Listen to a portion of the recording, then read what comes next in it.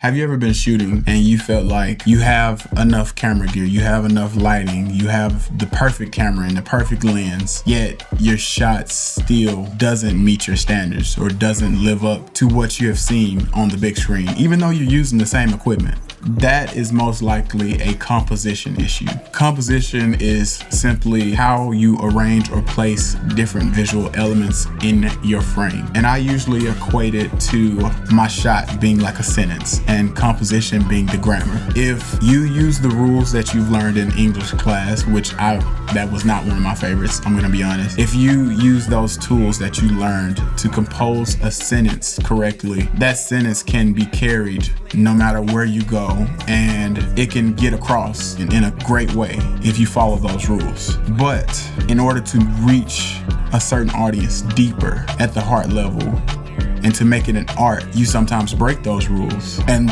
that's essentially all these things that I'm about to teach you are. They are rules that are meant to be broken with intention in the container of art. So let's get into it. There are 5 basic principles that I tend to follow when it comes to composition, and they'll help you instantly improve your shots if you apply them on your next shoot. Number 1 is the rule of thirds. Just imagine a 3x3 grid. That's the visual representation of what the rule of thirds is. And to actually apply this, place the eyes or your subject on either the lines or one of the intersection of the lines to give yourself the best possible frame.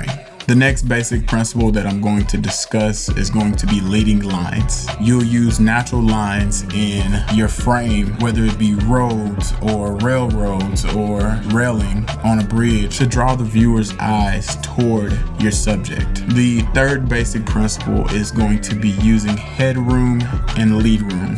Having these are essential to be able to tell between a beginner and a pro very easily. Headroom means to leave the right amount of space at your subject's head. Do not cut their heads off, and do not leave this huge gap between the top of your subject's head and the top of your frame. And if they are facing in a certain direction, meaning if your shot has the subject placed on one of the intersections like the rule of thirds suggests, you leave space in the direction that their eyes are pointed. So if they are on right side of the frame, you'll leave the leading room on the left side of the frame. And this is used in every basic interview and even in some scenes within a film.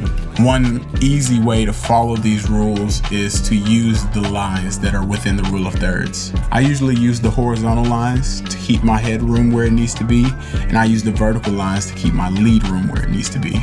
Usually a person's eyes are going to be on the top line so that they're leaving the right amount of room between the person's head and the top of the frame. And of course, there's a time where you break this rule as well. Sometimes you'll put the person's eyes on the bottom line to show the greater landscape around them. Or sometimes you're shooting a close-up and you have to cut off their head because you have no other choice. And as far as lead room, sometimes you'll break this rule as well in order to tell a different story with your frame. In this scene right here, you can see the lead room is cut off to show that the person feels smothered in this argument. The fourth principle to improve your composition instantly is to use depth and layering. All this means is using foreground, midground, and background to create a 3D image. Your image is already on a 2-dimensional space. So to create a 3-dimensional space, of course you can use lighting, but you can also add different elements to make your space feel more 3-dimensional to your audience. And I know what you're saying, I'll just have a blurry background and a low T-stop. But even if you do have a shallow or deep depth of field, layering your image adds interest. The fifth and final thing to improve your composition has got to be symmetry and balance. We talked about it a little bit when it comes to having good headroom and lead room, and also using your leading lines. This is less of a rule and more of knowing when to have symmetry and when to not have symmetry and balance. Think Wes Anderson. Symmetry usually creates calmness and creates more of order within an image. And asymmetry, or not having symmetry, creates a sort of tension within the audience and makes them kind of feel uneased. Framing oftentimes goes deeper than these rules. Shot size also plays a part into your composition and it being effective in telling the story. There are only 3 types of shot types that I'm going to give you today. There are many more, which is usually just a combination between these 3. The first up on the list is a wide shot. A wide shot usually shows the person in the frame from head to toe and is usually used to establish a scene or to just show the landscape or the scale of something, or even deeper, to show how lonely a person is. Next up on the list is a medium shot. A medium shot can vary from waist up to knee up.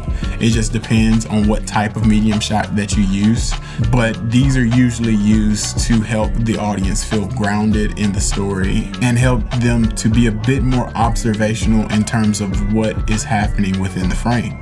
And finally, last but not least, close-ups. Close-ups are usually from the chest up in terms of your subject. They're typically used to convey intimacy or give off intensity in a scene. Composition is one of the few things that you cannot fix in post. So make sure you plan for it and get it right before you arrive on set. If you want to instantly improve your cinematography today, start studying composition. That's how you make images that stick, and that's how you create different. Peace.